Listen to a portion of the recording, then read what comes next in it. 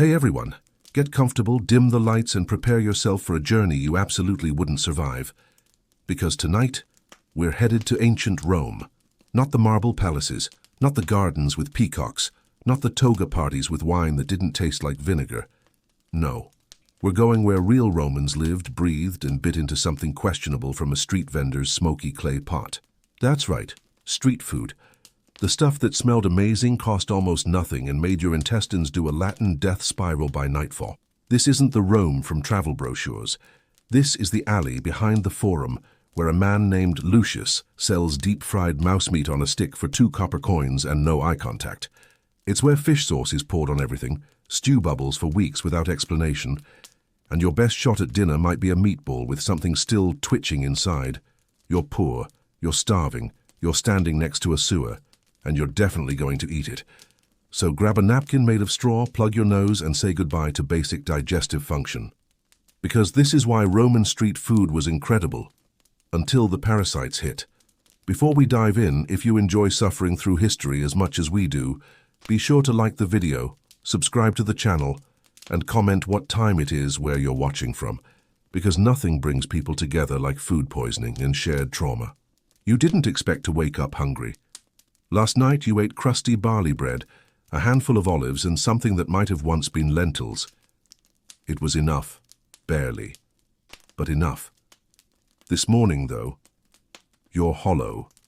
Not in the poetic sense, not in the spiritual sense. You are physically, audibly hollow. When you bend down to tie your worn sandals, your stomach groans so loudly the stray dog across the alley lifts its head in judgment. You groan back at him. He wins the stare-off. You're not a beggar. Not yet. You work. You do errands for the bread seller. You sweep floors in the bathhouse when they let you. You haul water in exchange for old fruit. But today the streets are crowded, loud and Roman in the worst way, overstimulating and underpaying. You haven't earned a single coin by midday. So you wander. Past cracked columns and splintered carts. Past women washing laundry with soap that smells like crushed beans and salt. Past children chasing rats for fun, or food, depending on how bad things are at home. Then, like a vision from the gods, you smell it. Fried dough. You don't even know where it's coming from yet, but your legs start moving before your brain catches up.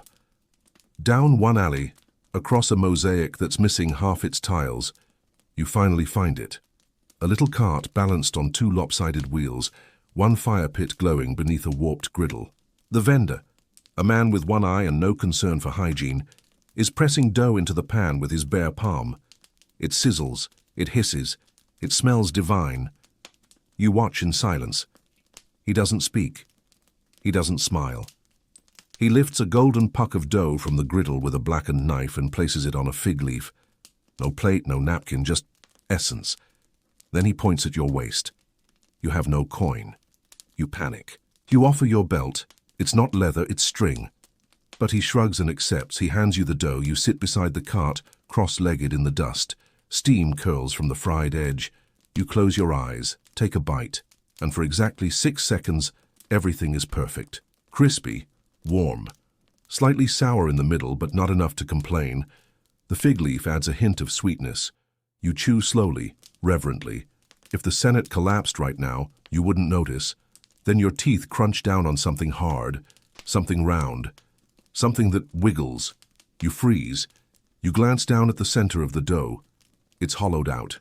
Inside, a small cluster of white larvae, squirming just beneath the surface, still warm, still alive. You spit instantly. The vendor laughs. He's already frying the next one. You stare at your half-eaten blessing turned curse and realize the hunger is back. And now it's worse.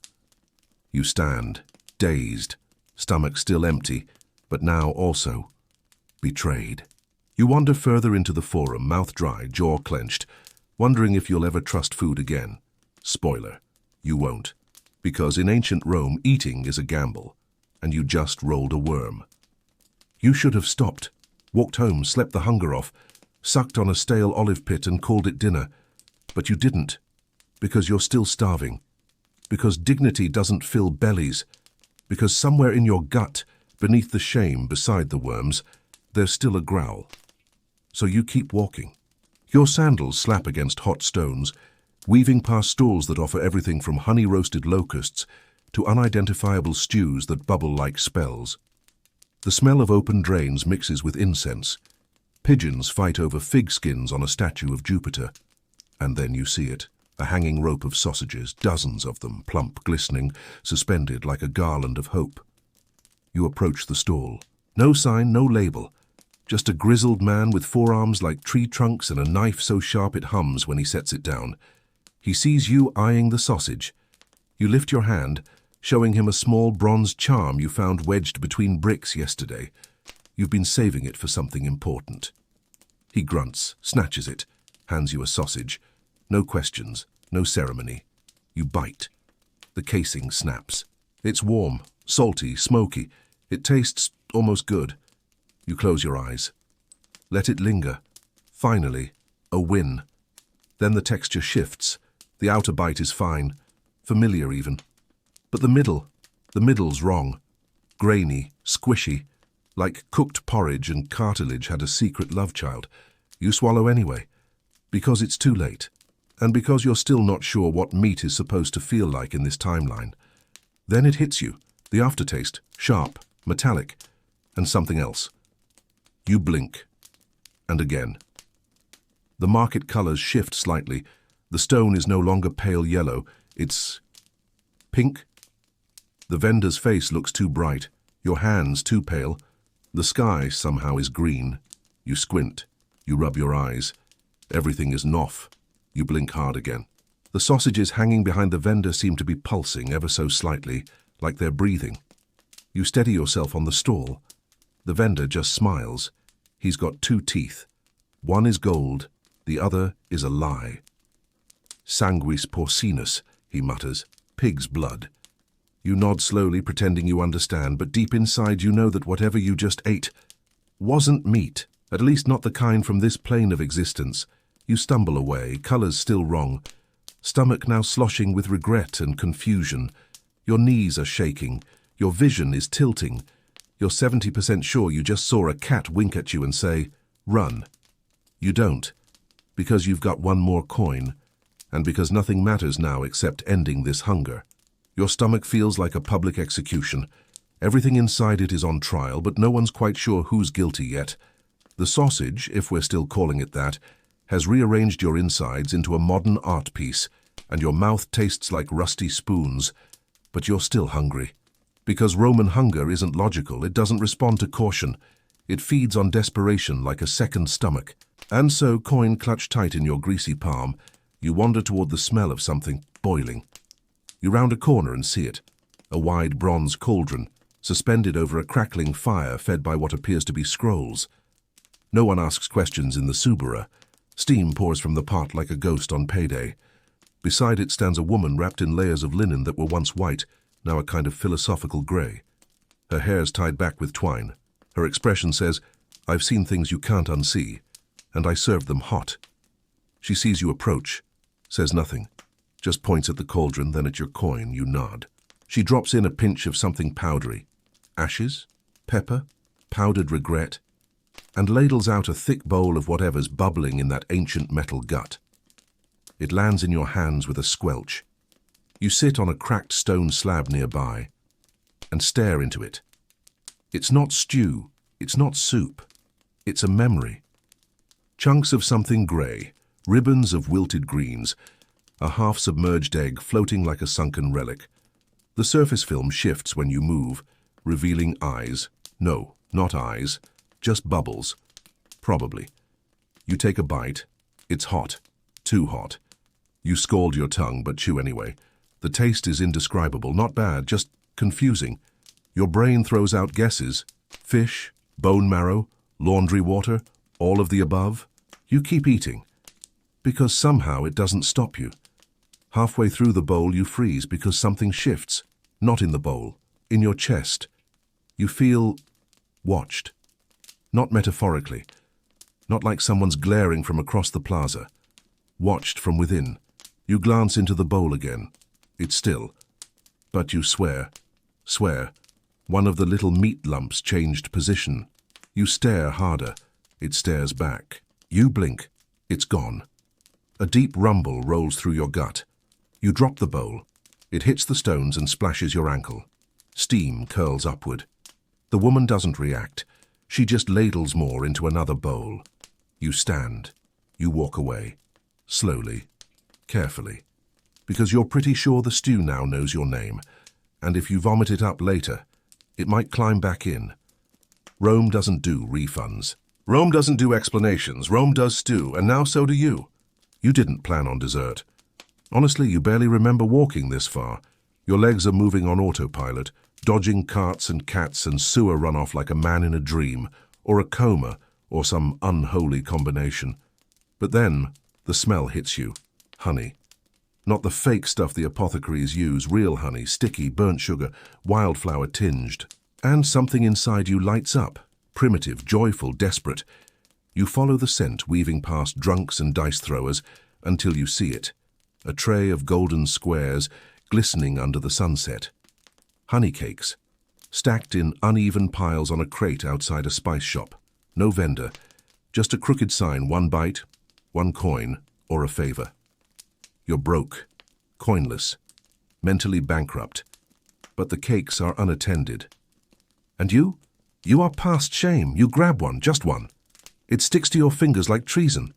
You shove it into your mouth and brace for either heaven or dysentery, and for a moment, it is heaven. Soft, dense, crumbling with sweetness and citrus peel.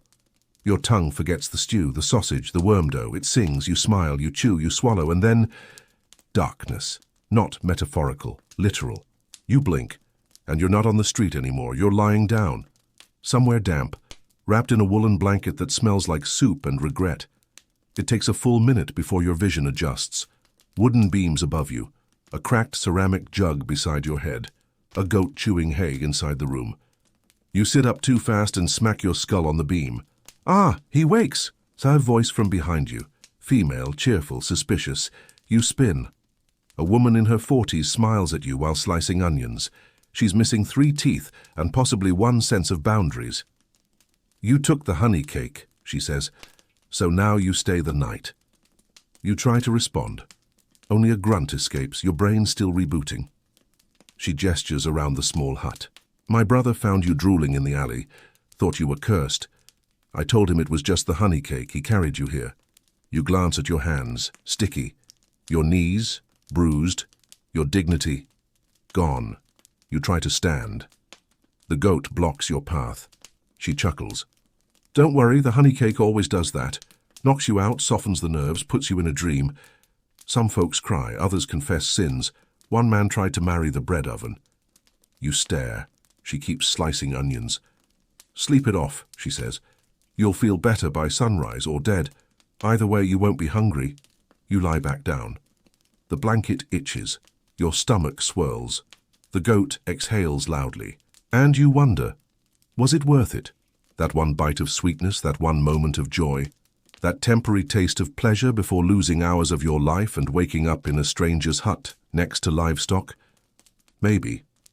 But you won't do it again. You might. Because in Rome, dessert comes with conditions. And if you don't pay up front, you pay in dreams. The honey cake didn't kill you. That's the good news. The bad news, you're now locked in an eternal struggle with the wine. It was the sound of laughter that pulled you to the next stall. That and the smell, that acidic, musty scent that only Roman wine can carry. It's not the kind of wine they serve in the emperor's halls. No, this is street wine, wild, cheap, and by all means dangerous. But tonight, after the honey cake, the stew, and the sausages that didn't even pretend to be food, you needed a drink, something to numb the edges, to smooth the jaggedness of a day spent gnawing through Rome's culinary nightmares. So you find the vendor, an old man with crooked teeth, an apron that's never seen soap, and hands that have mastered the art of pouring anything into a cup. He grins when you approach. 1 sip for 2 coppers, my friend, he offers, nodding to the large clay amphora beside him. It looks like it's seen more generations than it was meant to hold, and its contents are lively. You hand over the last 2 coppers you own, the ones that were supposed to buy you dinner. He pours the wine slowly, deliberately, into a small wooden cup. It sloshes over the edges, as if even the wine knows you shouldn't be drinking this. He hands it to you. It's warm. You drink. The taste hits immediately. It's sharp, bitter, not like a celebration. This is the taste of long-forgotten vineyards, neglected barrels, and hands that didn't care enough to remove the fruit flies. But you drink. You don't care anymore. Your body reacts before your mind catches up. It's like a warm blanket wrapping around your soul and then immediately setting fire to your insides.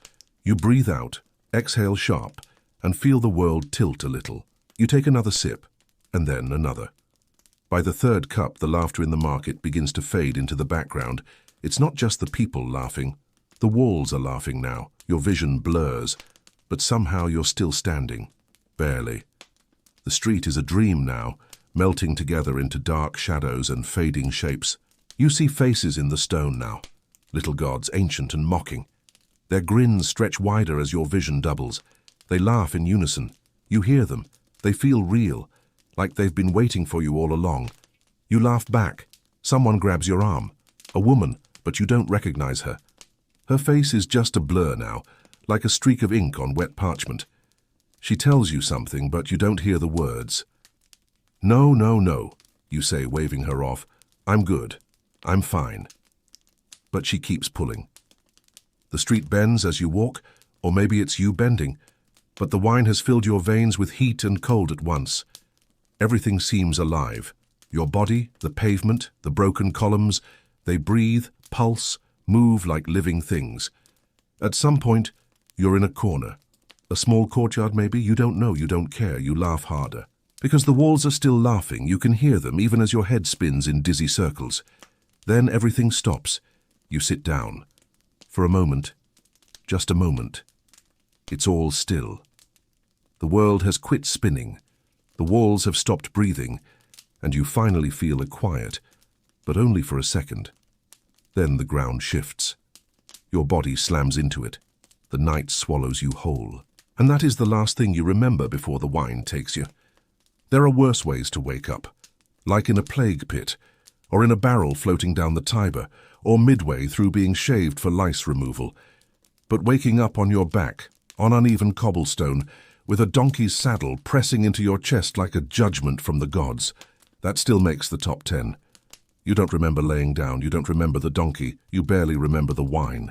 But here you are, flat, aching, pinned beneath cracked leather that smells like animal sweat and stale barley.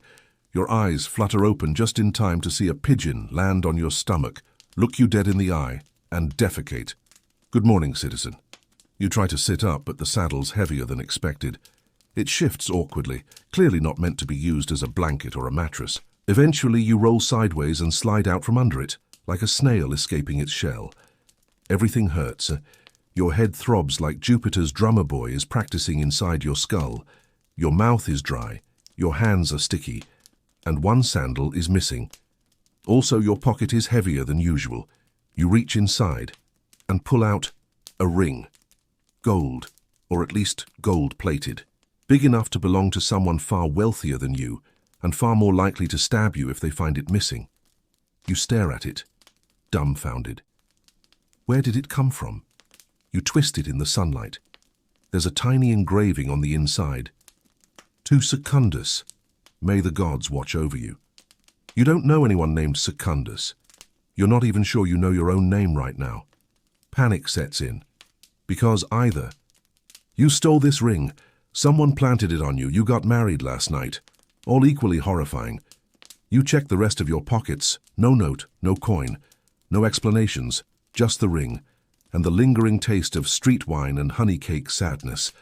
Then you notice the donkey, or rather a donkey's skull nailed to a nearby wall. It's been decorated with bits of ribbon and chicken bones.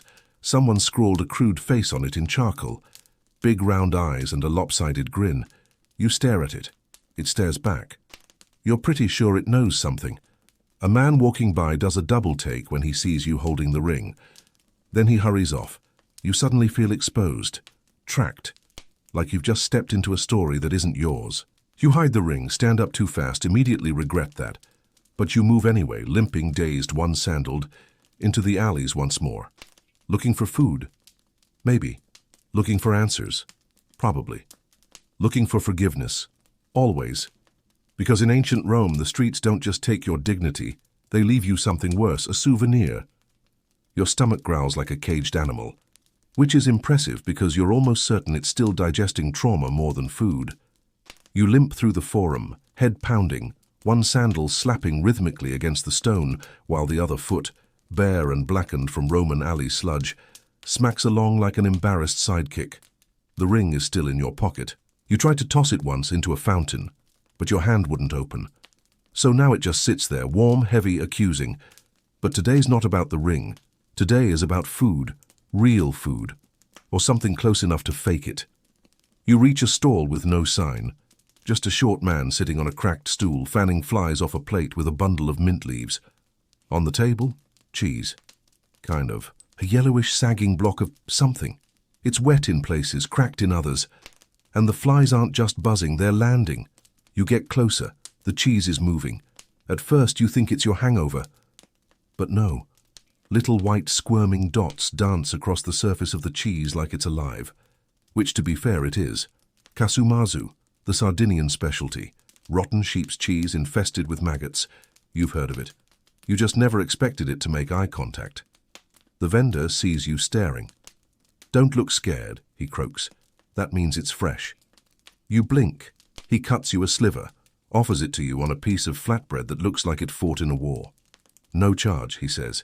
You've got the look of someone who needs it. You don't know whether to be insulted or grateful, but you're starving. You take the cheese, it wriggles on the bread just a little. The maggots shift as if aware. One falls off onto your thumb. You don't flinch. You're past flinching. You bite. At first, the bread masks it. Then the cheese hits. Sharp, wet, oily, with a kick like fermented fire. Then the maggots, tiny pops and twitches like biting into static electricity. You swallow, immediately regret it, but not for the reason you expected. You feel awake, like something just turned the torches on inside your skull. You're sweating, your hands shake, your lips tingle. The vendor grins. That's the maggots, he says. They resist digestion. Sometimes they crawl back up. You freeze. He laughs, slaps your back, and hands you a second piece. You eat it, because now it's not about hunger anymore. It's about defiance. If this cheese wants to fight, you'll fight back. The flies scatter. Your stomach lurches. Your dignity continues its steady decline into myth. But for a moment, just a moment, you feel strong again. Your blood is hot. Your mind bizarrely focused. And even though you just ate live bugs on curdled sheep milk, you kind of get it. Rome doesn't ask if something's edible, it asks if it survives you. The maggots are either digesting you, or forming a union, because your stomach feels like it's hosting a council of war. Still, you're walking straighter than you have in hours. The cheese, for all its sins, did something. You're alert, lightheaded, yes, but alive. And now you've got a plan, a brilliant, bold, truly desperate plan. You're going to sell the ring. You've held on to it long enough. Maybe it's cursed, maybe it's stolen. Maybe you married someone during that wine blackout and this is their wedding band. Doesn't matter. You need bread, or beans, or soup, or anything that doesn't crawl on its own. You stumble into the marketplace, louder now as the sun creeps westward. Hawkers shout prices, children scream, somewhere a fight is brewing in a back alley. It's peak Roman chaos. You make your way to the butcher, not because you expect fair trade, because he's the only one who doesn't look like he'll run screaming at the sight of a stranger, with dirt on his face and vomit on his tunic. Also, he has bread. He's just pulled some from a hot stone hearth behind his meat stall. Thick, warm loaves with burnt crusts and steam still curling from their seams. Your mouth waters. You walk up. The butcher turns. He's massive, bald, apron covered in blood. Knife in one hand, loaf in the other. You clear your throat. Then you hold out the ring. You don't say anything, partly because you're not sure what to say, partly because your brain is still digesting insects. But the gesture is clear. Ring, bread, fair trade. At least in your mind. The butcher blinks, looks down at the ring, then up at you, then back at the ring, and then he smiles, a big, toothy, terrifying grin. You hold your breath. Then he shouts, "She said yes. And suddenly the entire market goes wild. A woman squeals behind the stall. People cheer. A wine jug shatters in celebration. Someone tosses a fig. You are bewildered. The butcher drops the bread, leaps the counter, lifts you off the ground in a bear hug so strong you hear something in your spine protest. He's laughing, crying. "This is the happiest day of my life," he says. "My mother said no one would ever want me, but you do." You do? You do not, but you also do not want to die. You nod, awkwardly, painfully, bread still on the floor. The butcher shouts again, "We're getting married on Saturnalia." You're set down gently. The butcher gives you a celebratory slap on the back that nearly kills you, then hands you the loaf. "Eat up, my sweet pork shoulder," he says, winking. "You'll need strength for tonight." You smile. A lie. And back away slowly. You leave the market with a loaf in hand, and a reputation you did not ask for. Rome is a city of deals. But today, Rome just married you for bread. There are a few things you never expect to do in your life. Propose to a man by accident, accept bread as a dowry, and then, hours later, hide in a public latrine to escape your own wedding. Yet here you are, squatting behind a half-cracked stone wall, surrounded by the stench of ancient sewage, listening for the heavy, meat-slapping footsteps of your fiancé. The butcher is everywhere, asking around, offering free ribs to anyone who's seen his sweet little lamb chop. His words, not yours. You try not to gag. The latrine is dim. Stone seats line the wall, each with a neat hole cut in the top and another in front. Roman design at its finest. Water trickles beneath your feet in a small canal. You try not to look down, or breathe, or touch anything. You crouch beside the last bench, shivering despite the heat. The bread is gone. You ate it too quickly, swallowed it dry and desperate, like a man eating evidence. But now it's gone, and so is your ability to trust food, wine, or your own ability to interact with people without creating life-altering consequences. Then, voices, 2 men enter. Well-dressed, cloaked. The scent of expensive oil and corruption wafts in ahead of them. Senators, maybe, or merchants rich enough to pretend. They don't see you. They're too busy whispering. You hold still. You're good at this now, being furniture. A shadow, a failed story hiding in the cracks. "You paid the guards?" one asks. "Of course," the other snaps. "They're loyal so long as I pay them more than the temple." "What about the girl?" "She won't talk. She can't. She's in the fish pit now." A pause. Still breathing. Barely. You blink. Did you just hear a murder confession? In a public toilet. The men keep talking about bribes, about hiding ledgers, about burying truth under broken marble and forged statues. You don't catch every name, but you hear enough. Enough to know that whoever they're talking about is dead, or will be soon, and someone paid to make it happen.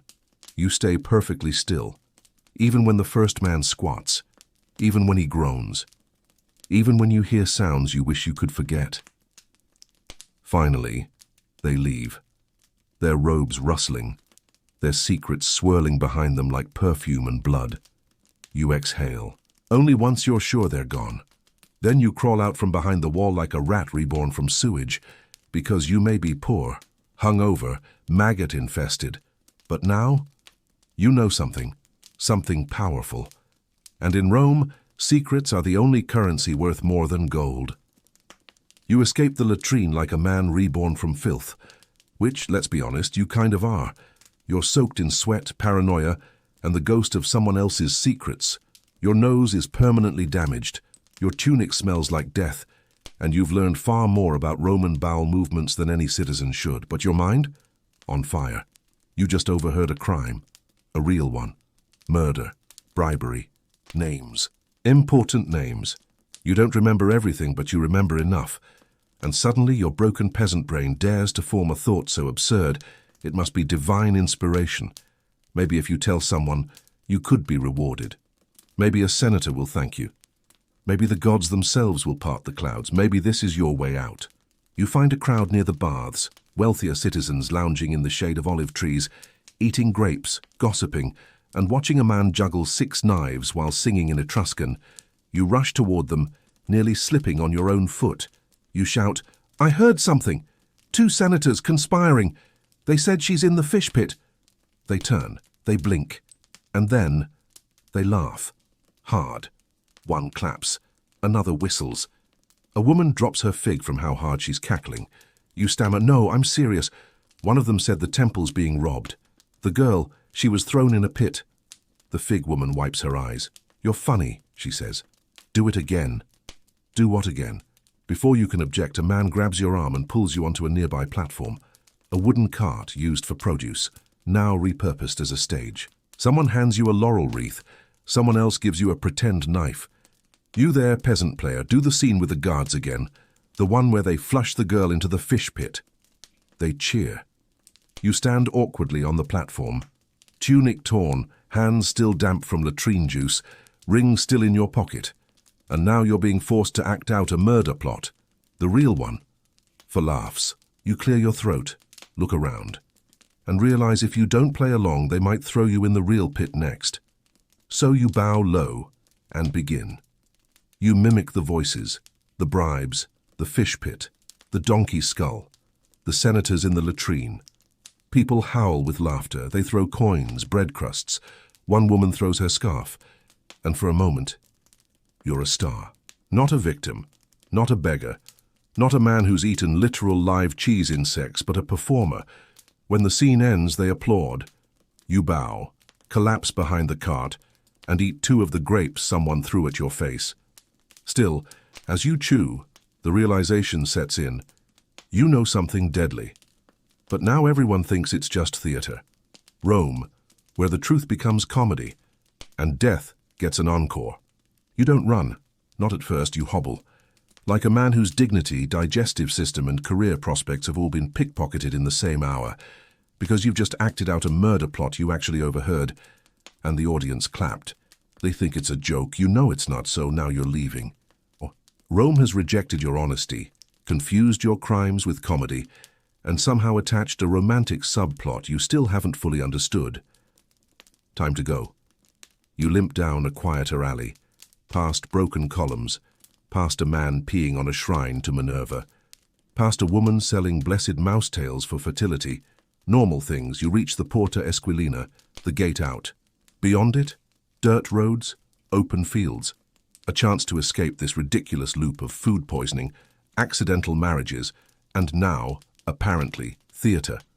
Then a voice calls out, "Oi, thespian!" You freeze, slowly turn. A man in a purple-trimmed tunic steps out of the shadows.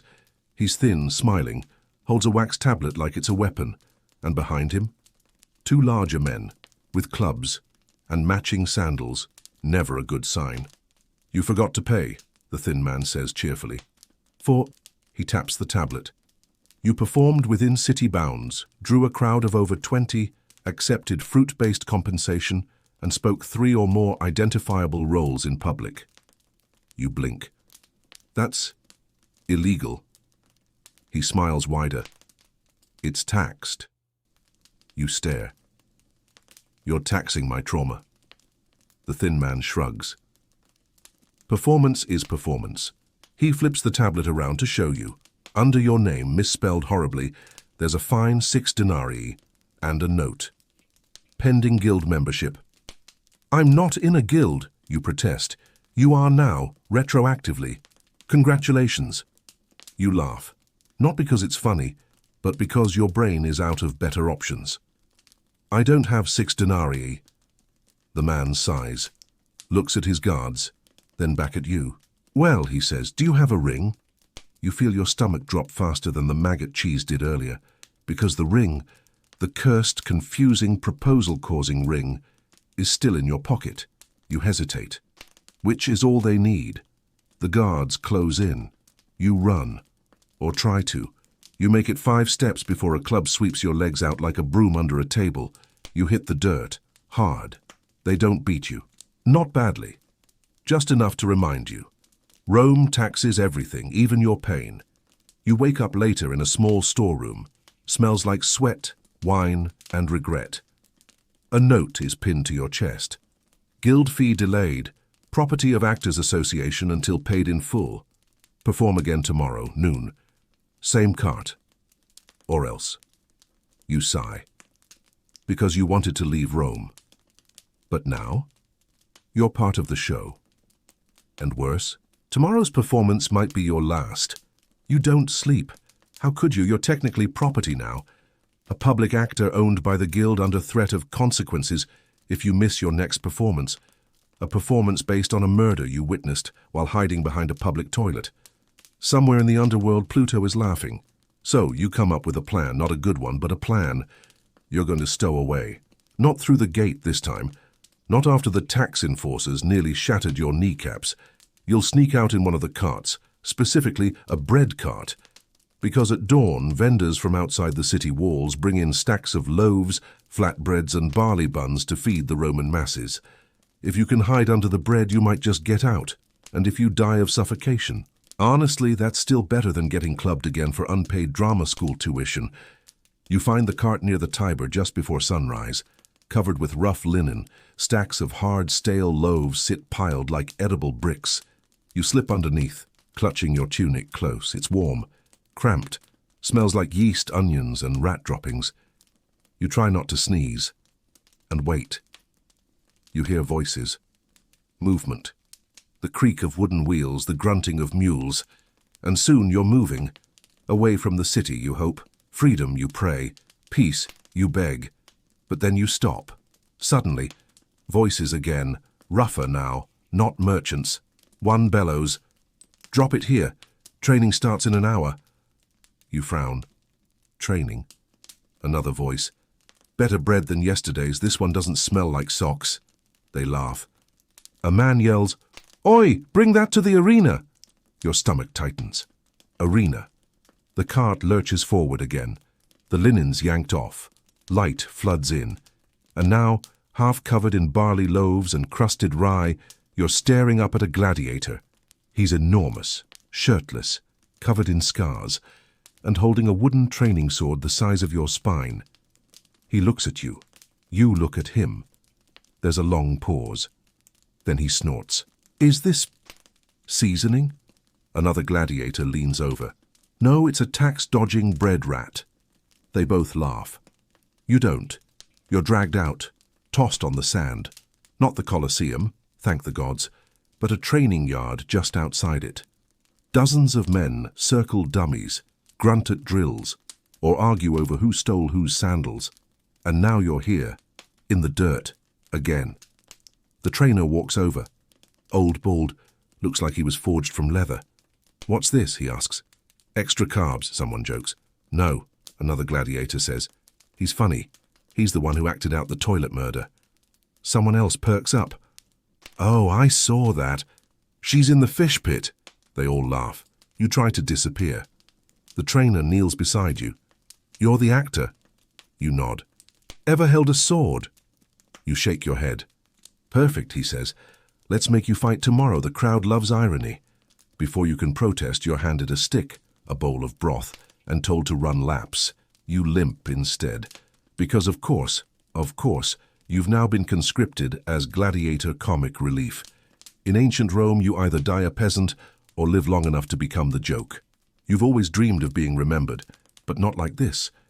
Not as the guy who got famous for crying in 4 dialects while dodging wooden swords.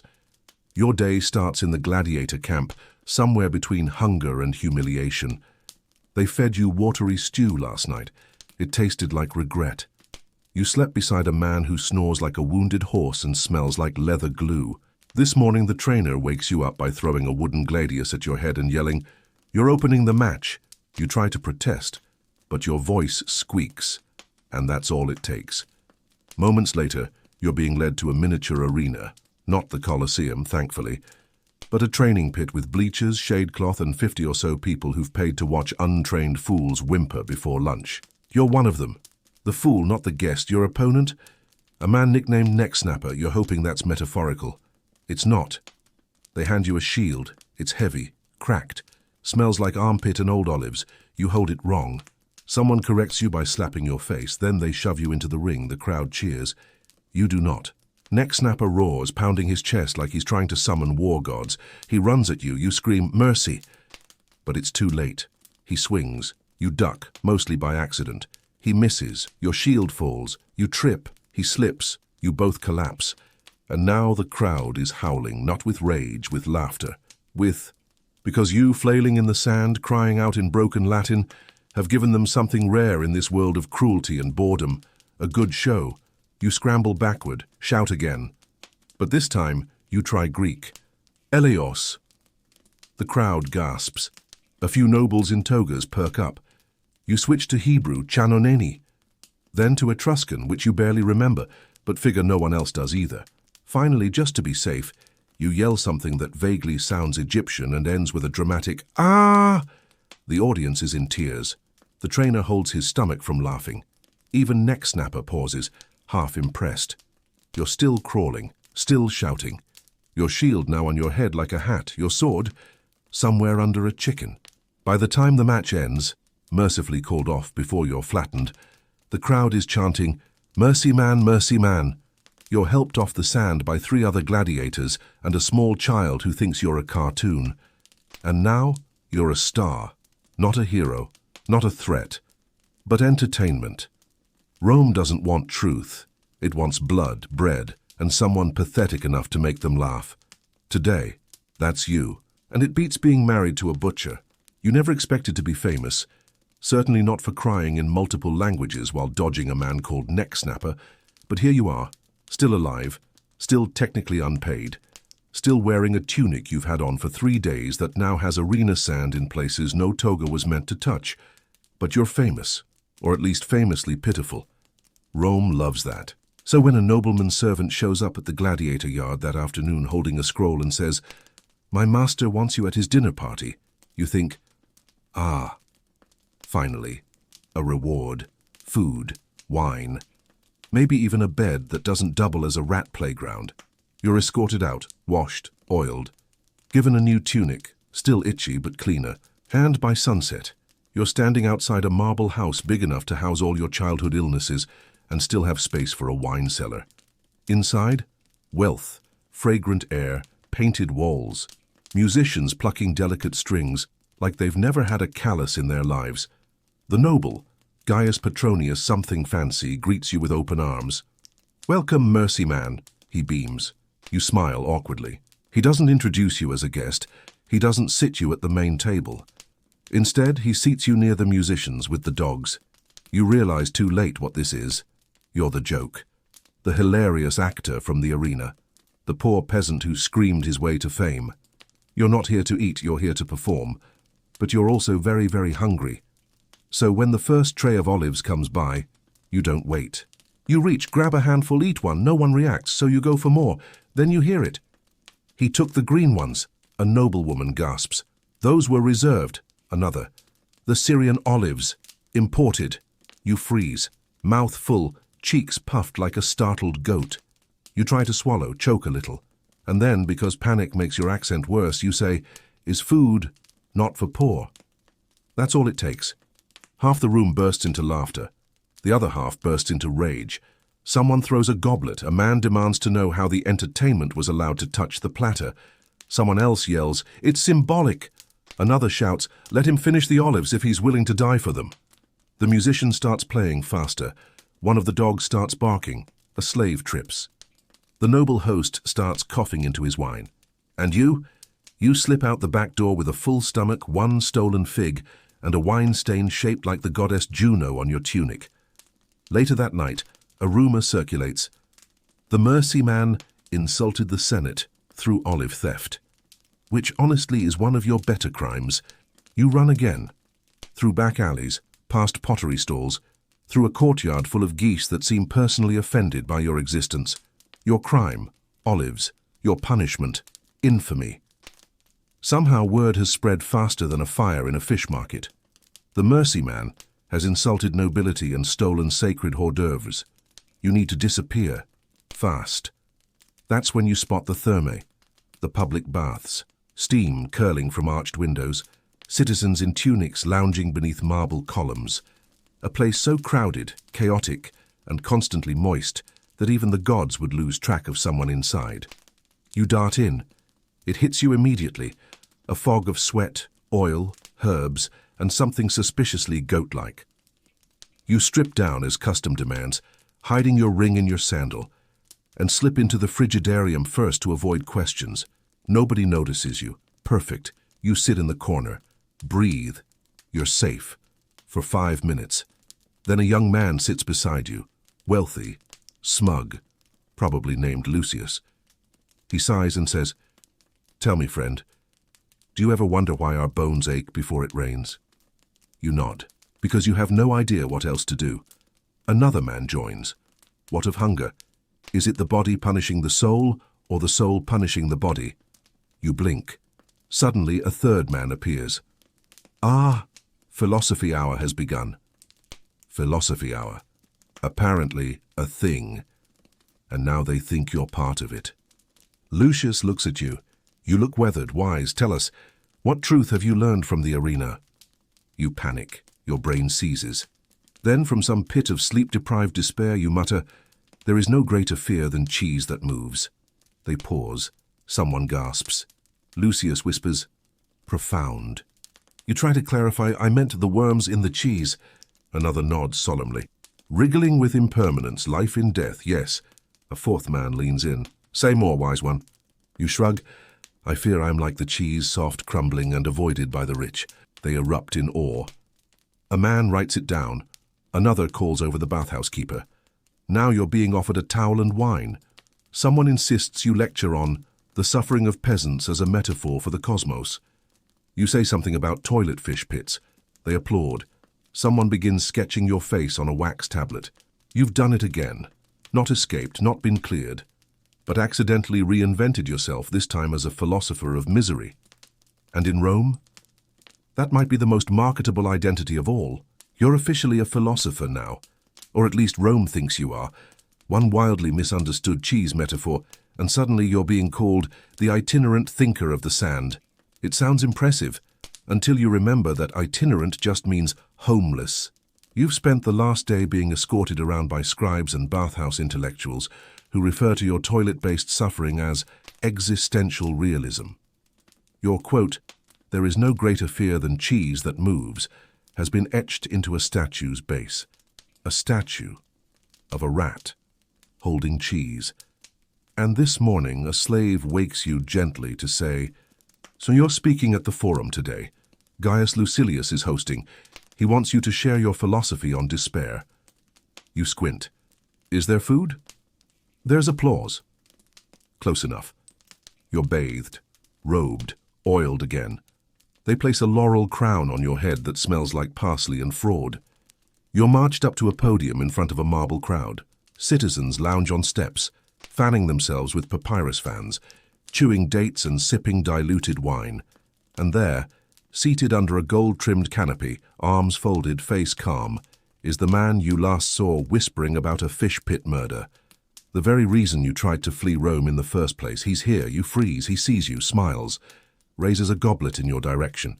You consider fainting, or sprinting, or screaming, "That man kills people and hides them in sewers." But instead, you take a deep breath and speak. "Fellow Romans," you begin, voice shaking. "I come to you, not from a temple, nor a palace, but from the latrine, the marketplace, the blood-slick sand of the arena." The crowd nods. Someone shouts, "Tell us of the cheese." You raise a hand. Not yet. You continue, weaving a story of suffering disguised as wisdom. You speak of the agony of bread lines, the betrayal of olives, the existential nightmare of being applauded for almost dying in public. The crowd hangs on every word. The murderer? Still smiling, still calm, still dangerous, you pivot. "I have seen pain not as punishment, but as performance." The nobles nod solemnly. You glance down at your rival. "And I have learned that even the most well-dressed men can stink of fish blood if you get close enough." A pause. The crowd murmurs. He sips his wine, then winks. You finish your speech to thunderous applause. Someone throws flowers. Someone else throws a sandal, but that seems unrelated. You're rushed off stage, congratulated, lifted onto shoulders. But in the back of your mind, one truth boils. He knows who you are, and now you've just reminded him you're still alive. You should have run. After the forum speech, after locking eyes with the fish pit killer, after indirectly accusing him of sewer-based murder in front of half the city. But instead, you stayed, because they gave you wine, and figs, and a cold compress for your nerves made of cabbage and crushed beetle paste. And somewhere between your second honey-drenched date and the fifth stranger who called you wise cheeseman, your body betrayed you and passed out on a mosaic floor. When you wake, you're not in your filthy corner of the gladiator dorm, or the latrine, or the forum. You're in a bed, a real one. Feathers, linen, actual stitching. Sunlight streams in through arched windows. There's incense, a bowl of grapes, and standing beside you, fanning herself with a palm frond, is an older woman in enough jewelry to sink a fishing boat. She looks delighted. "You're awake," she exclaims. "I prayed to Juno that you would be delivered safely." You sit up slowly. "Am I dead?" She laughs. "No, just mine now." You blink. "Sorry?" She waves it off. "My servants found you collapsed on the steps of the Temple of Mercury. The gods sent you to me. I am Flavia Aurelia Petronilla, widow of a consul and keeper of sacred goats." You stare. She points to the window. You limp over, look down. A courtyard full of goats stares back at you. One sneezes. Another is wearing a laurel crown. "I've seen your speeches," she says, pouring wine. "The cheese metaphor changed me." "Oh, good," you mumble. "Which is why," she continues, "I've decided you must bless my goats." You cough. "Bless?" She claps. "Yes, for fertility, protection, and digestive peace." "I'm not—" "You're a prophet," she interrupts. "Your words stopped my sister's ulcer. She vomited blood for weeks.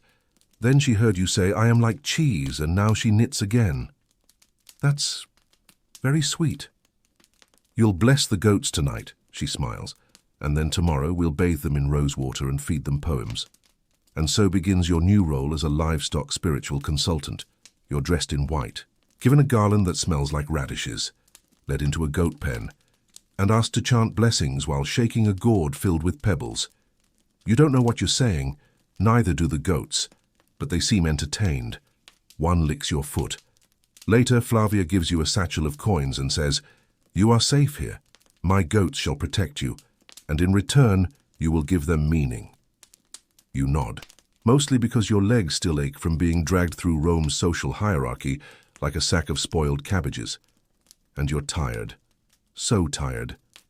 You sleep that night with a goat curled next to your leg. It snores like a judge. And for once, just once, you dream not of fish pits or screaming nobles or neck snappers' terrifying thighs. You dream of cheese, still, unmoving. You wake up with a hoof in your armpit. The goat, Jupiter, you've been told, has claimed you as kin. He follows you everywhere now. Through the garden, into the bath, even during your ceremonial meals of lentils and purifying berries, which taste like chalk and bad decisions. At first it's cute, then it gets unsettling, because every time you try to sneak away, even to relieve yourself behind the fig tree, Jupiter bleats loudly enough to alert the entire household. Flavia is pleased. "The gods clearly want you here," she smiles, placing yet another grape into your palm. "Your presence is like sunlight." You force a smile because you know what this is, a gilded prison. She's not protecting you from Rome. She's keeping you as entertainment, like a fortune-telling bird, or a particularly hairy musical slave. She says it's piety. You know better. So that night, you pack. 3 figs, a sandal coin, the laurel crown you were given after the bathhouse speech, now slightly nibbled. You wait until the moon is high, the goats are asleep, and Flavia is in her perfumed chamber muttering about Jupiter's constipation, and you run, quietly, carefully, almost out the back gate when, bleat, Jupiter is awake and furious. You whisper, "Shh." Bleat, bleat, bleat. A torch flares. A servant shouts, "The prophet flees." Another yells, "He's taking the blessing into the night." Someone starts chanting, "Mercy man, mercy man." Within seconds, the household is awake, half the servants 3 goats, and Flavia herself, barefoot in a nightrobe, hair like a vengeful goddess, shrieking, "Don't break the prophecy!" You run faster. Down the hill, through olive groves, branches whip your face, you trip, stumble, keep going. But they're gaining on you. Flavia and her barefoot cult of goat worshippers, all chanting your name like it's a hymn and you're some divine, sweaty saint. You make it to the road. Hide behind a cart of dried fish. Hold your breath. They pass by in a frenzy, still searching, still chanting. You wait 10 more minutes, then limp down the path toward Rome, away from the villa, away from the goats, away from the danger. You think you're safe until you notice you're not alone, because behind you Jupiter follows, still licking the laurel crown, still bleating, still your most loyal disciple.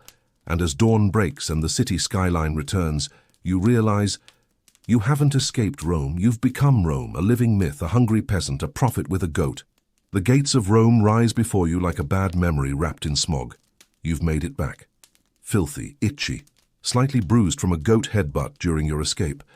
Jupiter walks beside you like a tiny, horned shadow of doom, bleating cheerfully every few steps, occasionally stopping to poop in front of temples. You haven't eaten since the night before last, unless you count the fig that tasted like wax and had a tiny worm in it, which you absolutely do. Because Rome runs on desperation, and you're running on fumes and false dignity.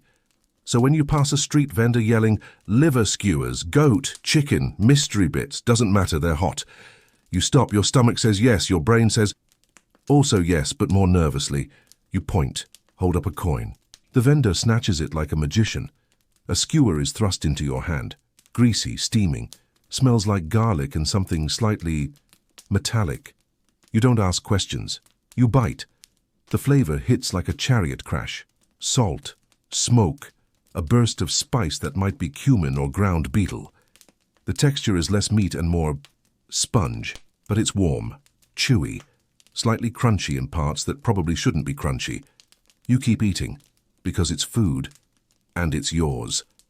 5 minutes later, you're on your knees in an alley behind the vendor, eyes wide, pupils vibrating, clutching the remaining stick like a weapon. You don't know what was in that meat. You suspect it may have been aged in a bucket behind a tannery, possibly kissed by a rat priest. You see colors, smell sounds. At one point you try to explain taxation to a pigeon. Jupiter watches, unconcerned. This is not his first parasite-induced vision quest. Eventually your body wins. You collapse behind a barrel. Time slows. The hallucinations fade. You wake hours later with a fever and a vague memory of threatening a column because it looked judgmental. But the worst part? You do it again. Because in that moment, chewing rancid, possibly hallucinogenic liver while sitting in goat poop, you felt powerful. Like a true Roman, dirty, confused, barely digesting, and somehow still alive. Jupiter nuzzles your hand, you sigh. "I just wanted a sandwich." He bleats in sympathy. And you realize, you're not done yet. Not by a long shot. You didn't mean to sleep in a temple. You were just looking for shade, somewhere quiet, somewhere Jupiter could curl up without attracting more questions, somewhere nobody would notice you drooling on stone. But of course, in Rome, even rocks have political agendas. The Temple of Ceres is beautiful. Marble columns, offerings of bread and wine, none of which you're allowed to touch, a peaceful courtyard with a cracked fountain, and a pigeon so fat it looks retired. You settle behind a statue of a smiling goddess with one arm broken off. Jupiter curls beside you, chewing a sandal he found. You rest your head on your bag of regrets. And finally, you sleep. Until you're awoken by someone screaming, "He has returned." You jolt upright, eyes blurry, mouth dry, heart full of dread. Standing in front of you is a woman, barefoot, wild-eyed, covered in beads and beetle shells, with hair like a haystack struck by lightning. She stares at you, points, and says solemnly, "You are the one who brings fire." You blink. "Ma'am, I bring body odor and trauma." She gasps. So humble. More people gather. Acolytes, maybe, or just street people who think there's free food. She speaks again. "He fell from the heavens on the tail of a goat and landed at the feet of the harvest goddess. Prophecy fulfilled." You try to stand. She grabs your shoulders. Do you remember the flames, Holy One? You mumble, only the diarrhea from that liver stick. Someone behind her whispers, the fire of the gut. She nods. The inner furnace, the chosen stomach. You are now surrounded by 12 people. They call themselves the followers of flame. They offer you a robe. It's made of stitched-together curtains. One offers you a ceremonial spoon. You ask what it's for. He says, you'll know when it's time. You do not like that answer. Jupiter is delighted. He bleats and prances and headbutts one of the followers in the thigh. They cheer. Even the beast accepts him. You try to back away slowly, but it's too late. You've been anointed by a stranger with pigeon egg yolk right on your forehead. You now have 12 disciples, no plan, and no dignity. Again. That night, they sit in a circle around you, eating dry bread and chanting things like, the cheese cannot rot if it was never pure. He who sits in dung shall rise like steam. And your personal favorite, even fire must poop. You ask what that last one means. They say it's open to interpretation. You lie awake staring at the stars. Jupiter farts loudly beside you. Your stomach growls in protest. And you wonder, was there ever a time when your biggest problem was just being cold and miserable? Because now, you're a messiah, with severe indigestion. You've had enough. You didn't ask for this. You didn't want the title, the chants, the ceremonial spoon, which has now been painted gold and mounted on a stick like some holy scepter. And you especially didn't want to be followed to the latrine by 12 adults whispering, we will know the truth by his bowel movements. It's time to set the record straight. At sunrise, you gather them in the courtyard. They kneel, already murmuring nonsense. He walks with goat. His eyes reflect the color of undercooked beans. His silence is the loudest sermon. You raise your hand. The murmurs stop. You take a deep breath and declare with as much authority as a half-starved peasant in a stolen curtain robe can, I am not the one who brings fire. Silence. You continue.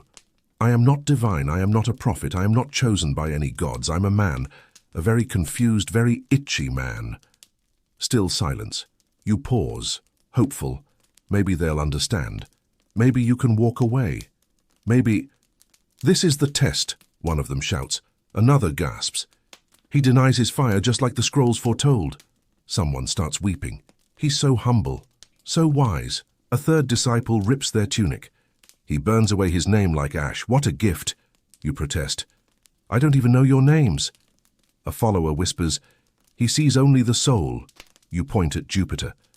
That goat is not sacred. He's just clingy. Every beast becomes holy in your glow. You throw your hands in the air. There is no prophecy. They cheer. He has erased the prophecy. He is the new scroll. They begin singing. Off-key, one brings you a bowl of broth and says, for your fast of mourning. You try to explain you're just hungry. Another offers to massage your feet, saying, to honor the path you have walked. You lie down in surrender, and Jupiter curls up on your chest like he's always known this would happen. By mid-morning, your cult has doubled. Someone brought a friend who said he was curious. Now he's been renamed the Mouth of Mustard and tasked with guarding the ceremonial spoon. They've started making banners with your face, badly drawn but recognizable. One has the phrase, the flame who farted. You don't correct them because, frankly, it's not the worst thing anyone's called you in Rome. You decide to play along, just a little, long enough to eat, to rest, to figure out an exit plan. You say something cryptic like, the ash must cool before it is swept. They nod. One faints. You sip broth and sigh, because now you know. The only thing harder than surviving Rome is surviving its belief in you. You don't remember agreeing to this. 1 minute you're sipping broth under a fig tree, pretending to meditate while secretly trying to nap.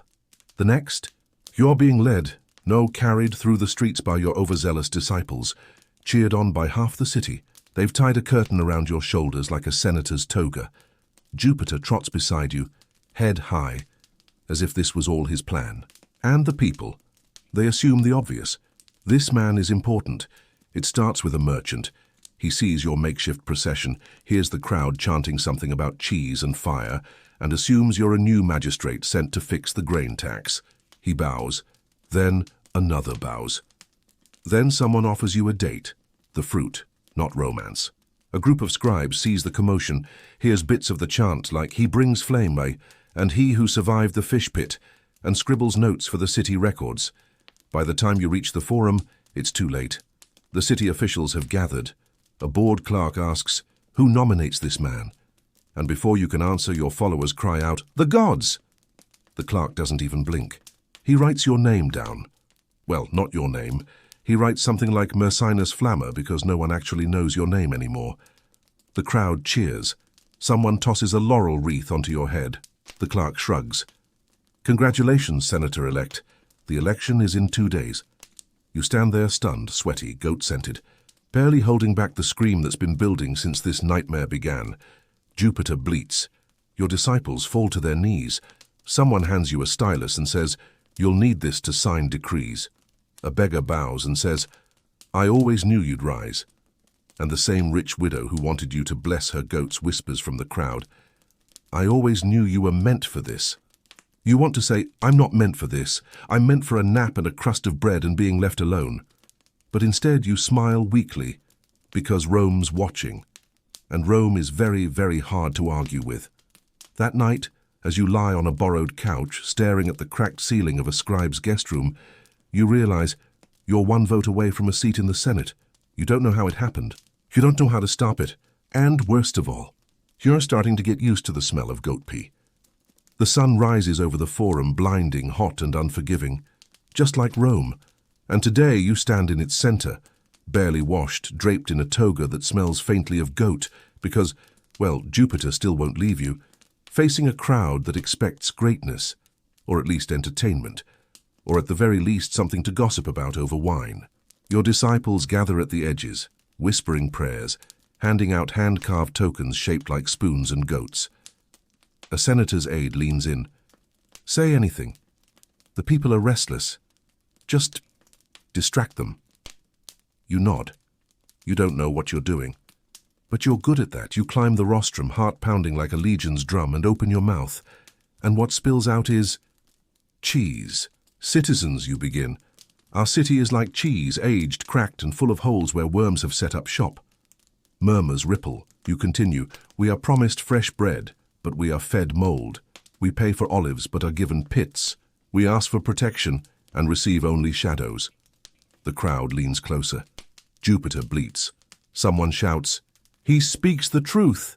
You wave your arms wildly, trying to slow the momentum. Instead, you fuel it.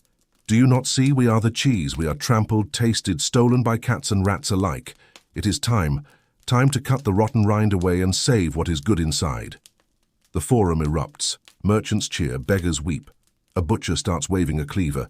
A fishmonger raises his knife. They chant, "Save the cheese! Save the cheese!" An old senator clutches his chest and mutters, "By the gods, he started something." You try to backpedal. "I only meant..." Too late. A vendor tosses you a wheel of actual cheese in gratitude. A woman tears her headscarf and waves it like a banner. Your followers are now leading chants. Mercinus Flammer, the cheese reformer. Someone scrawls your face onto a wall, haloed in flames and holding cheese. You step down, dazed. A scribe pats your back. "Well done, I've never seen them so fired up. The cheese movement will be remembered for centuries." You try to correct him, but a child tugs your tunic and hands you a drawing. You, standing on a cheese, sword raised, goat beside you. You stare at it. Jupiter licks your hand. And you sigh. Because this is Rome, where even nonsense becomes law. You're tired. So tired. But Rome doesn't care about your exhaustion, not when you've just accidentally created a political movement based on cheese. So, of course, the Senate summons you. A slave delivers the notice at dawn. It smells like sandalwood and doom. Your disciples weep with joy. Jupiter poops on the scroll. By mid-morning, you're standing inside the Curia, squinting at columns that seem taller than gods, and surrounded by the most powerful men in the Republic. They eye you like a curiosity, or an infection, or a curiosity that might become an infection if not handled carefully. An elderly senator rises. He clears his throat. "Mercinus Flammer, cheese speaker, one who brings fire," he begins, his voice dripping with irony. "You've stirred the streets. The people chant your slogans. Markets are disrupted. Fish prices have doubled. What do you want? You want to say, nothing. I want to go home. I want a nap. I want a crust of bread that doesn't bite back. But the chamber echoes. Your mouth goes dry. Your mind, blank. And so, from that panic-born void, you stammer, the people must stop paying for what they do not eat. Silence. You hear a senator mutter, what? You try to clarify. Badly. They pay for olives they never taste, bread they never see, taxes for grain they never touch. It is time to keep what we earn and eat what we sow. The chamber erupts, not with applause, with chaos. Some senators roar in anger, others chuckle nervously. A few younger ones look inspired, as if you've just solved the Republic's problems with a cheese metaphor. Someone hisses, he's calling for tax rebellion. Someone else shouts, it's sedition, arrest him. A third whispers, or promotion. You try to protest. No, I mean just fair prices and clean cheese. But your voice is drowned out by the storm. Outside word spreads fast. Mercinus Flamma defies tax collectors. The fire of cheese shall burn the corrupt. By nightfall, a bread riot breaks out near the Forum. By morning, someone's painted your face on the side of a granary with the words, no more olive pit tax. And you? You sit in a dingy room, head in hands, as your disciples praise you. You never wanted this. You just wanted dinner. But now you're the symbol of a movement you barely understand, and in Rome, symbols don't last long. You didn't plan it. Well, maybe a little. You waited for nightfall, for the chance of Mercinus Flamma to die down, for your followers to fall asleep, curled around their spoons, muttering half-baked prayers about cheese justice and bread equity. You even bribed a stable boy with one of Jupiter's horns, he found it on the ground, you swear, to saddle a mule for you. You mounted, you kicked, and you fled. Or so you thought. By sunrise, you're near the city gates, dirty, sweating, ready to disappear into the countryside and live out your days eating berries and forgetting how Rome ever existed. But then you hear it. A roar, not of lions, not of soldiers, of the mob. You stop, blink, and see it.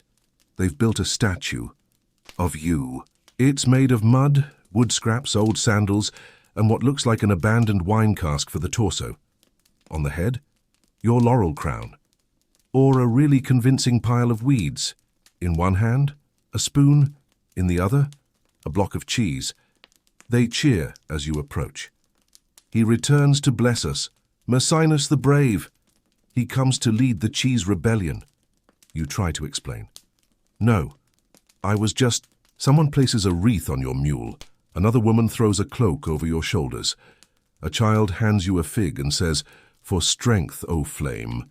You can't get to the gates because they're blocked by the statue, by the mob, by banners that say, no taxes without taste, cheese before coin. Mercinus saves the crumbs.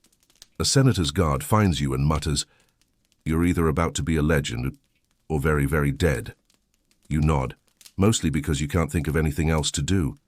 Jupiter bleats from somewhere behind the crowd. They cheer louder. And you realize you've tried to run from Rome. But Rome? It's already decided. You're not leaving. Not yet. You didn't want to go. But the crowd was too thick, the statue too large, and the goat too loud. So when a senator's man grabbed your arm and said, the nobles insist you join tonight's feast, you nodded. Because what choice did you have? The villa was grand, the kind of place where the mosaic floors are cleaner than your best tunic has ever been. Tables groaned beneath plates of fish, honeyed cakes, roasted birds, fruits you can't even name. And the smell, oh the smell, was enough to make your stomach weep tears of anticipation. You were seated between two senators. On your left, Marcus Flaccus, a man with more chins than moral scruples. On your right, Lucius Severus, sharp-eyed, sharp-tongued, and perpetually irritated. They both greeted you with oily smiles. They both wanted something. You tried not to notice. You focused on the food. It started innocently. Flaccus tore into a stuffed fig and said, Mercinus, surely a man of your wisdom supports heavier taxes on grain. The people must sacrifice for the glory of the city. Before you could answer, Severus snapped, Nonsense. A wise man like him sees that grain taxes only starve the poor and fatten Flaccus's purse. Flaccus turned purple. I'll have you know... You raised a hand. Gentlemen, I only wished to compliment the cheese. Too late, the fire was lit. Flaccus slammed his goblet on the table. Wine splashed Severus's tunic. Severus retaliated with a slice of melon, flung expertly across the table. Flaccus roared and hurled a loaf of bread like a catapult stone. It hit a young patrician square in the face. The hall erupted. Pheasant legs flew. Grapes pelted slaves and senators alike. A roasted eel slapped a musician mid-song. Honeyed nuts rained down like culinary hail. And you? You crawled under the table, clutching a platter of olives for dear life as Jupiter somehow joined the chaos, leaping onto the table and headbutting a bowl of custard into Flaccus's lap. By the end, the feast resembled a battlefield. The only survivors, a wheel of untouched cheese, Jupiter, smug, custard-faced, and you hiding behind an overturned chair, trying to figure out how to explain this to the city guards. A slave approached, dripping with pomegranate juice. "Shall I fetch your mule, Senator?" you groaned, because somehow you've done it again. You thought the food fight was the end.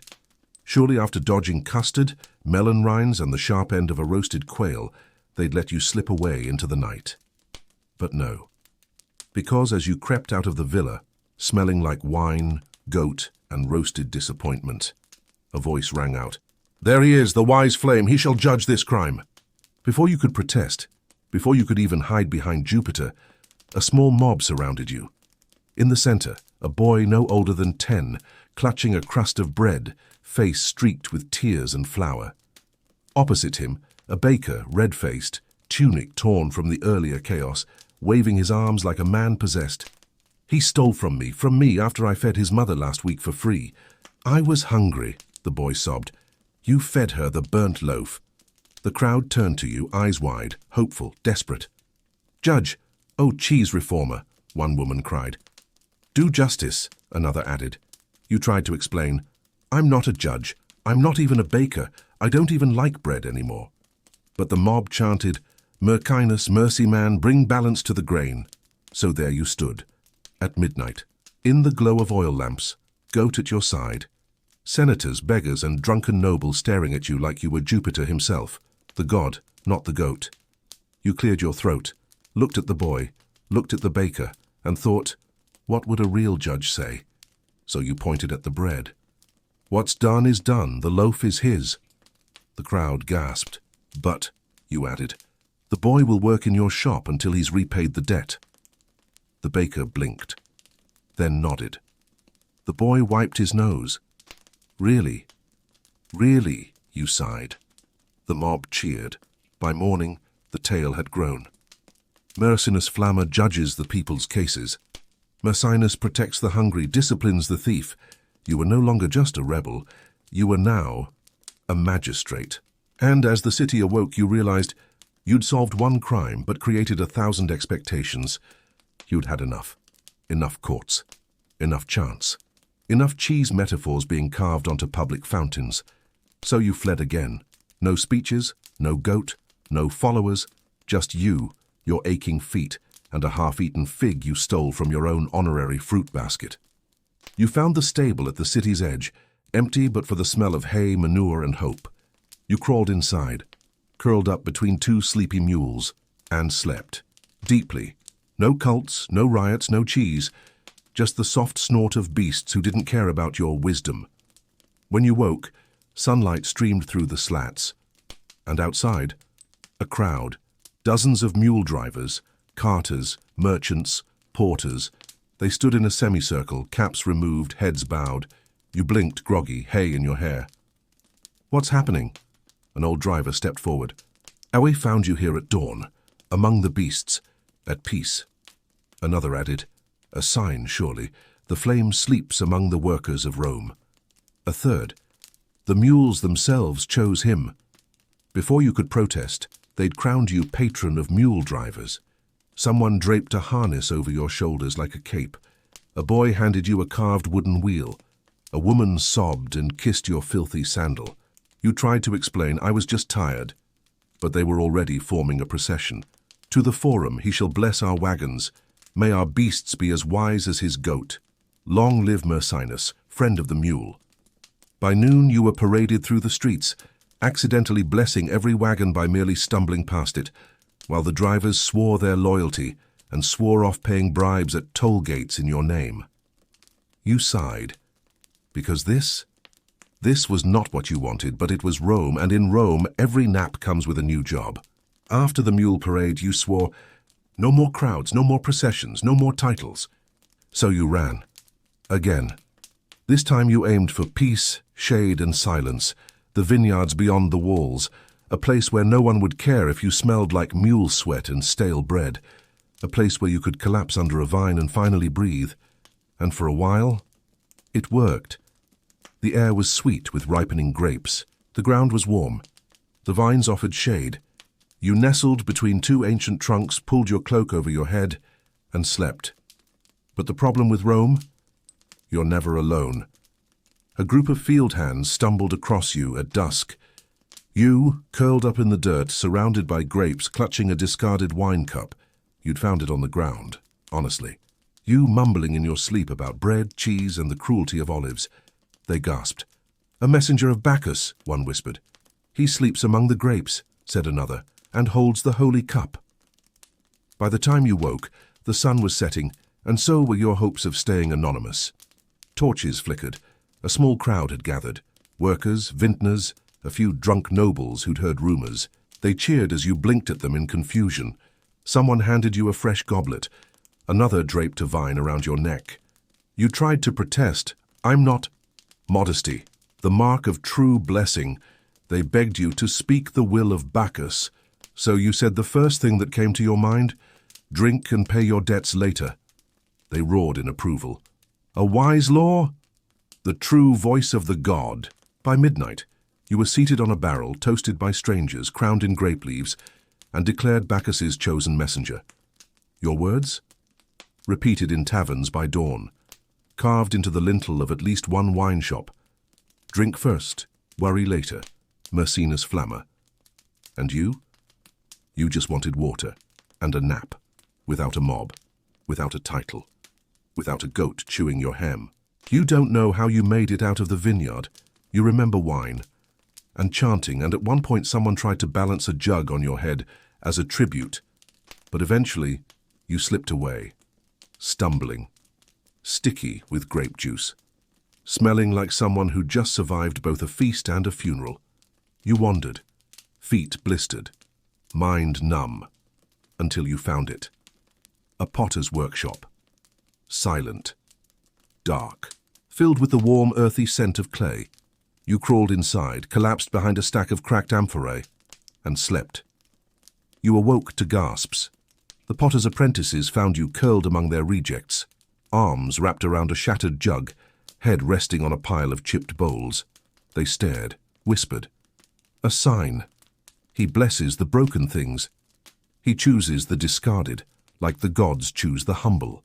Before you could object, before you could even stand, they'd knelt around you. One offered a small cup with a crack down the middle. Another placed a shard at your feet as an offering.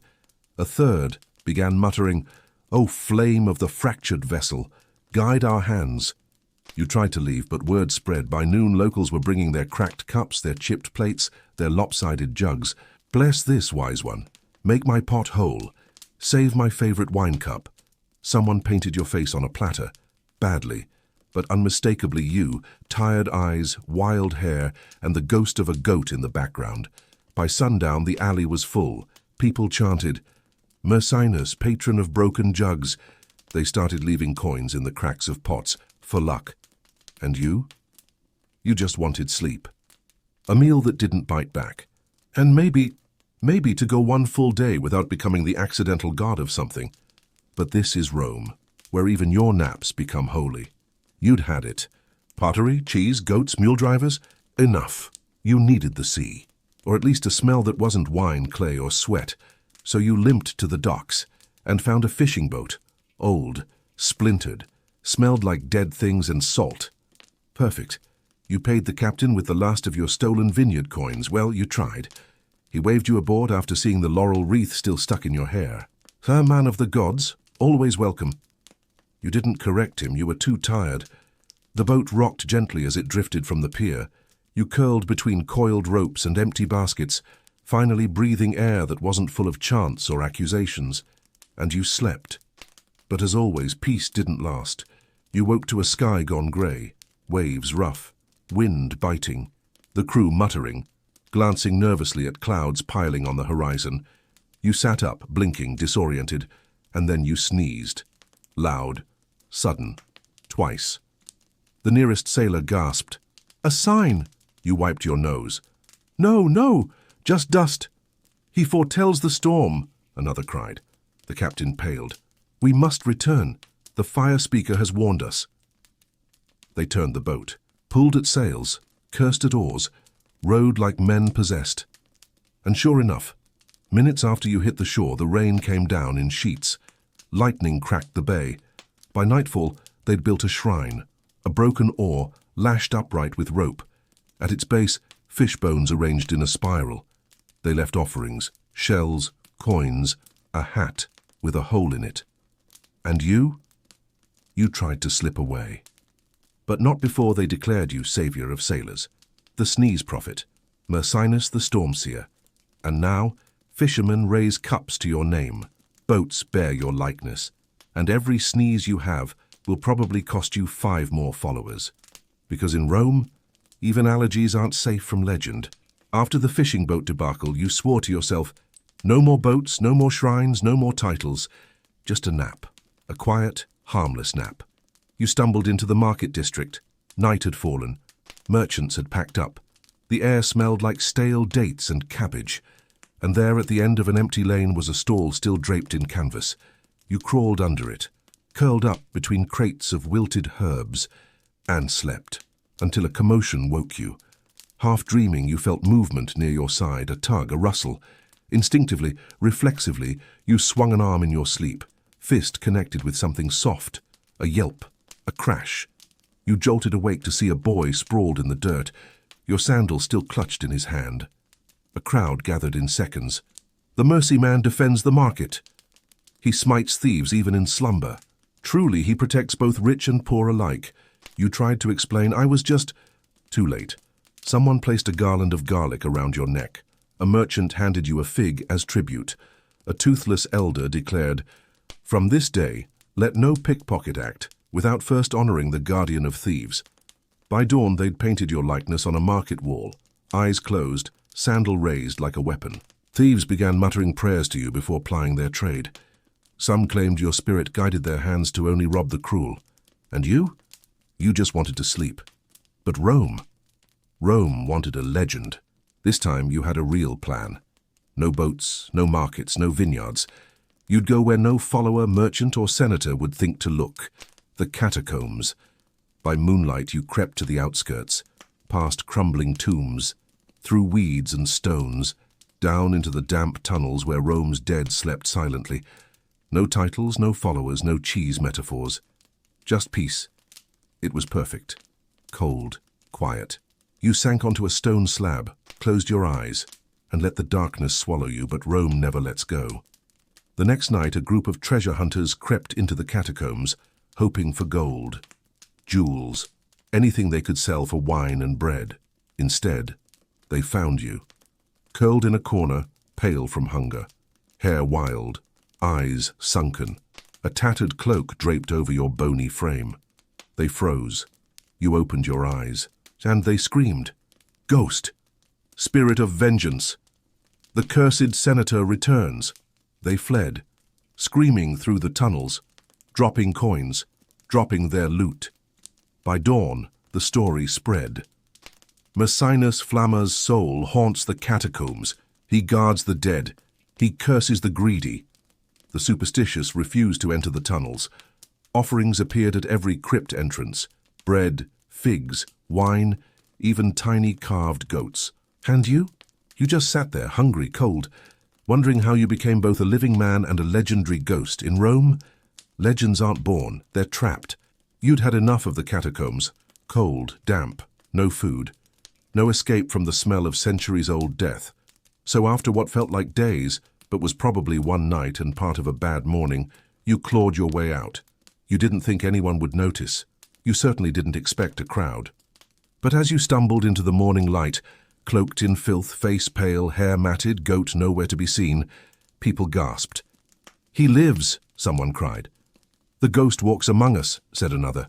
"No, he returns. The flame rises from the underworld." Before you could collapse into a much-needed nap or a bowl of broth, they were upon you. Someone threw a cloak over your shoulders. Someone else wept and touched your feet. A third offered bread, finally something useful, and the chants began. Mercinus reborn. The fire returns to cleanse the city. The catacombs could not keep him. By mid-morning, you'd been paraded through the forum.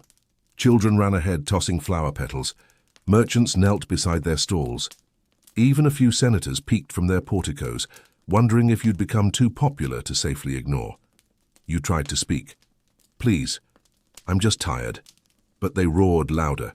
So humble, so pure. And someone rang a bell, as if signaling the start of a new age. By dusk, shrines appeared at street corners, small fires burned in your honor, and bakers sold loaves shaped like your head. Badly done, but with decent crust. And you just wanted a place to sleep where you wouldn't gain a new title by morning. But in Rome, resurrection comes with responsibility, and expectations you never asked for. After your so-called resurrection, you were done. Truly done. No more speeches, no more parades, no more shrines made out of stale bread and burned fish bones. You just wanted to be left alone. So you did what no self-respecting Roman would. You hid where no one would willingly follow. The tannery. The stench hit you like a chariot to the face.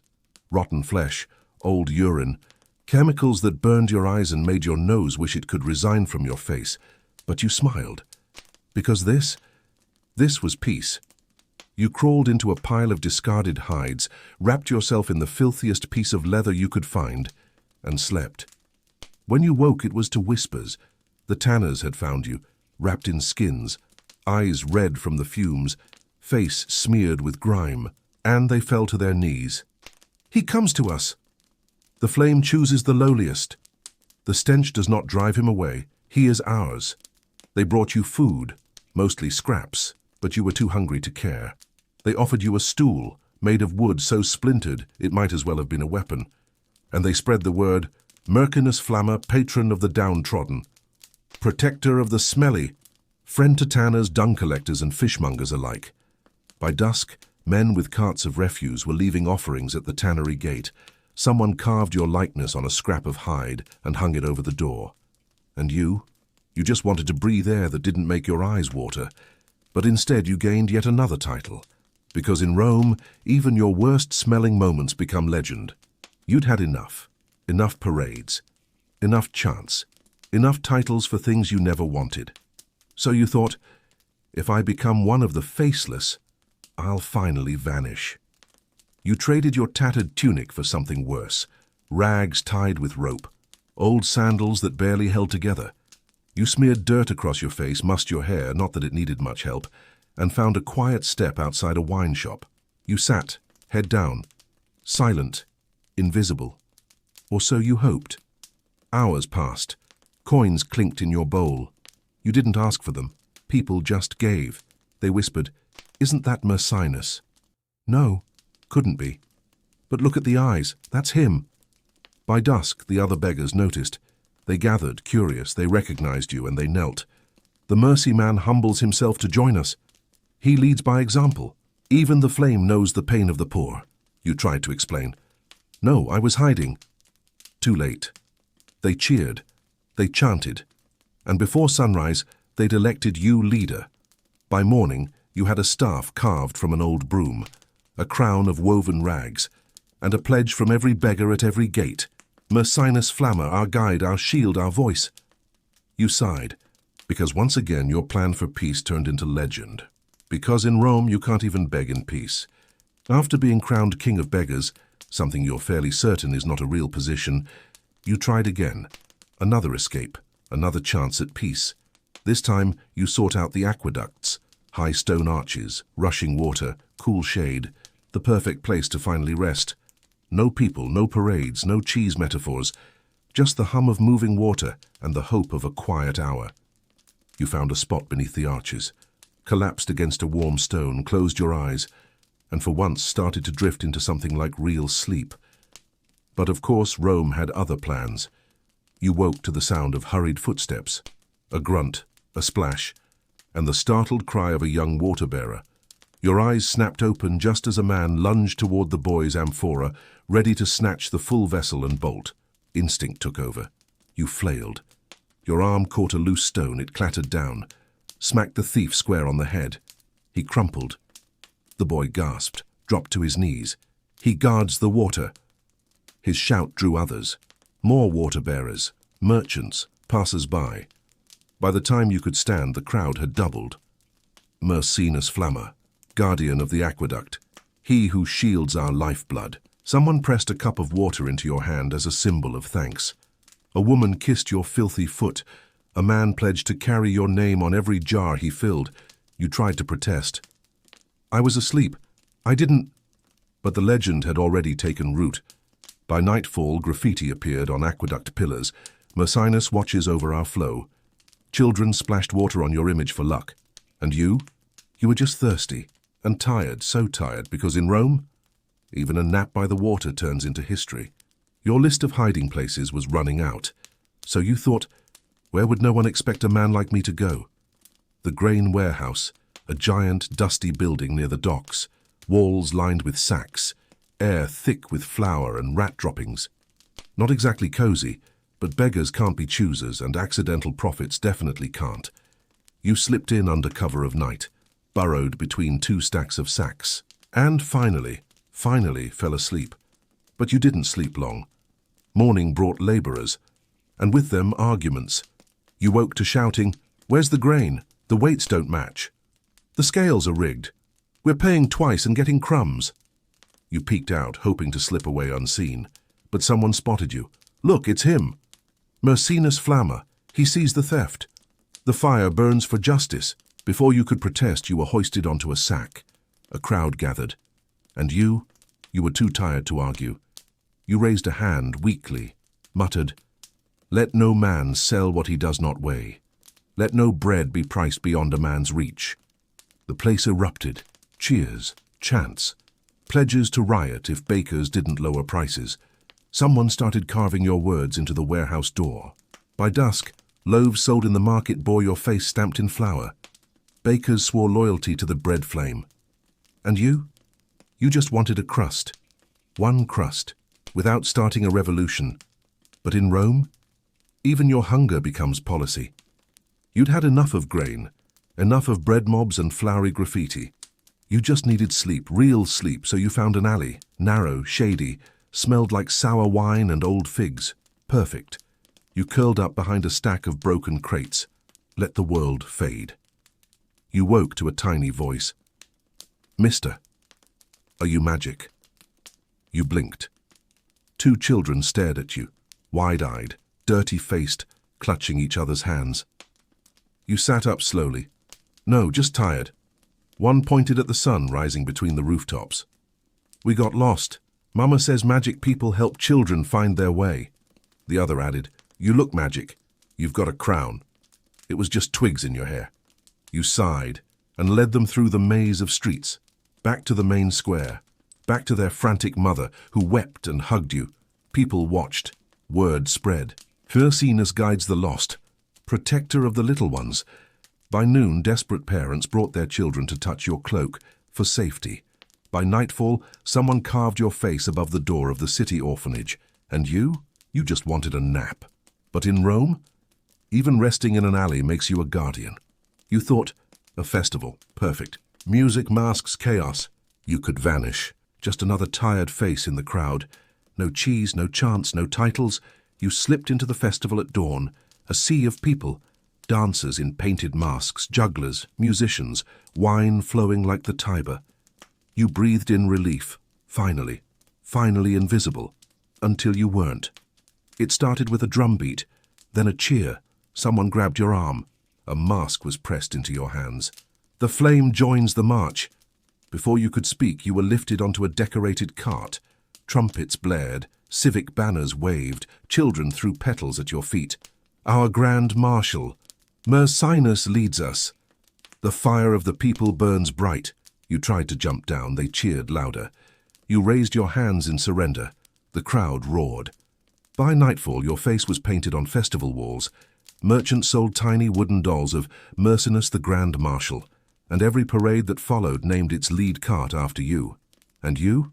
You just wanted to be left alone. But in Rome, even anonymity turns into legend. You were desperate. No markets, no parades, no crowds. You needed quiet. You needed peace. So you wandered to the edge of the city, where weeds crept over fallen columns, where vines strangled old statues, where shrines to gods no one prayed to anymore crumbled into dust. Perfect. You pushed open a rotting wooden door. Inside, cracked walls, faded frescoes, and the faint scent of old incense. You sank onto the cold floor, closed your eyes, and for once almost forgot who you were. But peace in Rome never lasts. The next morning, shepherds spotted you, slumped against the altar, cloaked in shadows, a shaft of light falling on your face like a divine spotlight. They fell to their knees. The gods speak through him. He honors the forgotten ones. He is their messenger. By the time you woke, the shrine was filled with offerings. Bread, cheese, old coins, a chicken. Someone painted your face beside a crumbling idol. They called you patron of the forgotten, voice of the lost gods. By nightfall, prayers were being whispered in your name at neglected altars across the city. And you just wanted sleep. But in Rome, even ruins can't protect you from becoming part of the myth. The city felt smaller every day. Every alley remembered you. Every plaza bore your name. Every crowd seemed to be waiting for your next word, your next nap, your next sneeze to declare the will of the gods. So you fled again. This time, into the blackened skeleton of a bakery. Burned weeks before, charred beams, ash-covered stones. The faint, bitter scent of smoke still lingering. Perfect. No one would bother you here. You sank onto a soot-stained bench, head in hands, surrounded by what remained of ovens and bread racks, and slept. But morning brought curious eyes. Neighbors saw you through broken shutters, a figure cloaked in ash, still as stone. A man who looked born of smoke, a man who had risen where fire had devoured. They gathered, whispered. He comes from the ashes, the spirit of rebirth. Mercinus Flamma, the phoenix of Rome. By noon, offerings lined the ruined counter, coins, figs, a loaf of bread hastily baked in someone's home. Someone tied a red ribbon to the scorched door. A mason began planning a plaque. Here the ash flame first appeared to bless the city. And you just wanted the quiet, but in Rome? Even ruin becomes holy ground if you sit on it long enough. You'd had it with buildings, with crowds, with burned-out bakeries and crumbling temples. You needed open air, so you found a fig tree, old, twisted, heavy with fruit, at the edge of a field where no one would think to look for you. You collapsed beneath its branches, head resting against the rough bark. The breeze in the leaves whispered peace, and for a few precious hours, you slept. And then the rain came, a soft patter at first, then a steady, cooling shower that soaked the thirsty earth, the kind of rain farmers pray for. Laborers spotted you as they ran for cover. There you were, beneath the fig tree, still, silent, cloaked in leaves and shadow. And as the rain fell, the fields seemed to sigh with relief. The first good rain in weeks. He brought it, Mercinus the bringer of harvest. He sleeps and the gods bless the land. By the time you woke, baskets of fruit surrounded you. Someone left a carved hoe as an offering. Children tied garlands of grain around the trunk. By nightfall, farmers knelt beneath fig trees across the countryside, hoping for similar luck. And you just wanted dry socks.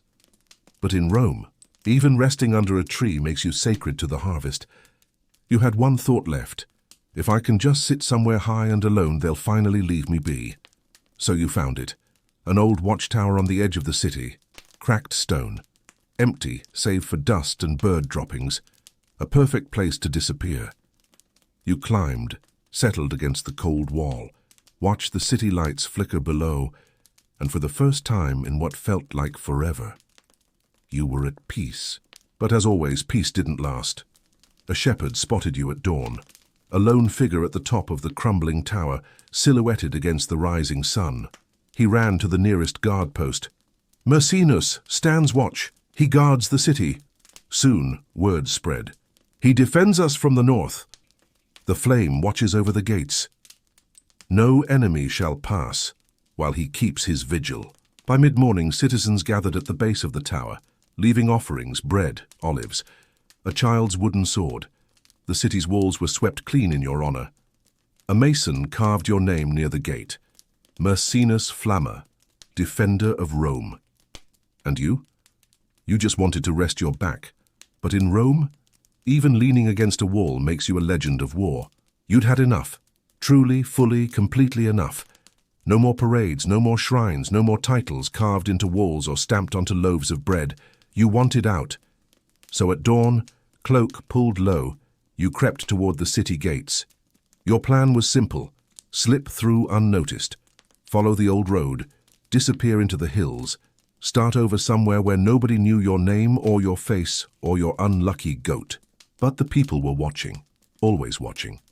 A child spotted you first, then a baker, then a passing merchant. Word spread like wildfire. By the time you reached the gate, a crowd had gathered, hundreds strong. They knelt as you approached. "Don't leave us, Mercinus. Who will protect our fields? Who will guard our walls, bless our bread, guide our children?" You raised your hands to protest. They took it as a blessing. A woman sobbed, clutching your hem. A soldier saluted. A farmer offered a sack of grain, pressing it into your arms. "Stay," they begged. "The city needs you. Without you, we are lost." And as you stood there, tired beyond words, wrapped in unwanted legend, you realized, Rome didn't just make you part of its stories, it made you its prisoner. And so with a sigh you turned from the gates, and the crowd erupted in cheers because in Rome, even trying to leave makes you a hero. If you've made it this far, well done. You've survived lice, rotten bread, and the cold. If you truly enjoy this type of content, make sure to subscribe and comment where you are listening from. Now blow out your oil lamp, adjust your scratchy wool blanket, and rest easy. The Middle Ages are behind you.